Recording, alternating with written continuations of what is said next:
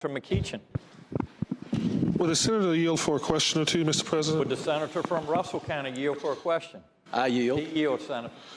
Mr. President, am I correct in understanding, I would ask the senator, am I correct in understanding that should we fail to submit a plan, that the federal government could come into Virginia and essentially establish their own plan? Senator from Russell County. Mr. President, I would tell the gentleman from Henrico that we have the ability to have a one-year extension, an automatic one-year extension in our work toward developing the plan. And then there's a provision also for us to seek a two-year extension in our ability to seek the plan. So there is ample time, in my opinion, for us to be able to develop a plan and ship it off to the EPA. Senior Senator from Henrico. Further question, Mr. President? Gentleman yield for an additional question. I yield. He yields, Senator. Mr. President, I appreciate the senator's answer, but even after that one-year or two-year extension, should this body fail, in conjunction with the other body, fail to produce a plan, would not EPA have the ability to come in and essentially set up their own system? Senator from Russell County. Mr. President, thank you. I would tell the gentleman from Henrico that in the event that we went 3 years without creating our own plan, in the event that the good people of this chamber and the good people of the House chamber could not come to any agreement, that ultimately the EPA would control. Yes. Senior Senator from Henrico. I thank him for that answer. Another question, Mr. President? Would the senator yield for an additional question? I yield. He yields, Senator. I thank the senator, and we had a little bit of this colloquy in committee, but I think it would do the body some good to hear this. At line 74 through 75, your legislation contemplates a resolution and not a bill. Is that not true? Senator from Russell County.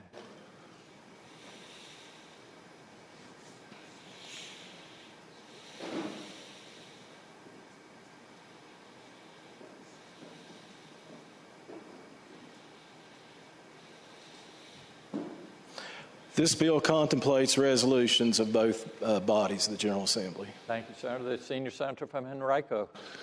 Further question, Mr. President? Gentleman yield for an additional question. I yield. He yields, Senator.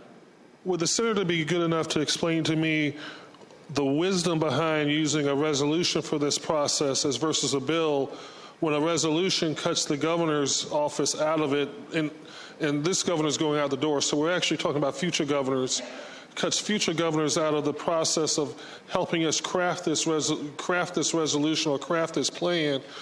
Why is that the better way to go than doing the traditional bill route, where the third floor would have input into the plan?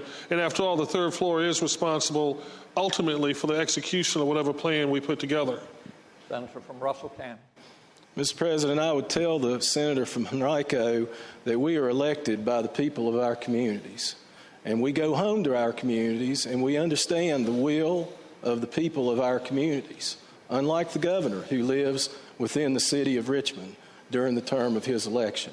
I believe that the bill contemplates the people who represent the people as being the last arbiter of this plan. Senior Senator from Henrico. I thank the senator. Speaking briefly to the measure, Mr. President. Mr. President, I would hope that it would not be our intention to pass this bill, as well-intentioned as it may be on the senator's part. I hope that the colloquy has shown that there are some deficiencies in the reasoning behind this bill. First and foremost is the notion that it only contemplates the House and the Senate doing anything. And if we're at loggerheads, whether it's 1 year from now or 2 years from now, the federal government can come down and essentially implement their own plan. And I don't think that's something that any of us would want to see. And ultimately, whether it's this governor or future governors who could have a D after their name or an R after their name, using the resolution process, which cuts them out of the process altogether, and they ultimately have to execute the plan, I don't think is good public policy. I understand what the senator has said, that we all represent our communities and that the governor lives in the city of Richmond and he actually lives in the 9th Senate District. So I had the pleasure of representing him, whether he's a D or an R, or whether she's a D or an R. But that governor would have traveled across the width and breadth of this Commonwealth and spoken to each one of our districts and spoken to many of our constituents, and does ultimately represent all of us. And so I would hope that it would be the pleasure of the body to defeat the bill.